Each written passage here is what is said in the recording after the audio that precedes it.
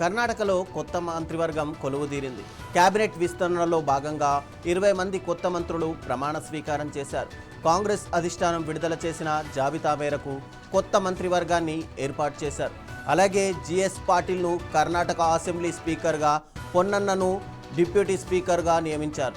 ఈ పరిణామాలతో కర్ణాటక రాజకీయాల్లో కొత్త సమీకరణాలు చోటు చేసుకున్నాయి.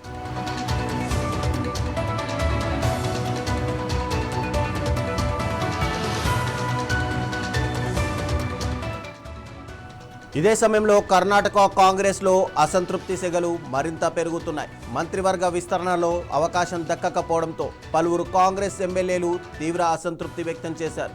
ఇప్పటికే ఎమ్మెల్యే యశ్వంత రాయగౌడ పాటిల్ స్పీకర్కు రాజీనామా లేఖ పంపగా ఎమ్మెల్యే బేలూరు గోపాలకృష్ణ కూడా రాజీనామా చేస్తానని ప్రకటించారు. తనతో పాటు మరో 10 మంది ఎమ్మెల్యేలు కూడా రాజీనామా చేసే అవకాశం ఉందని తెలిపారు.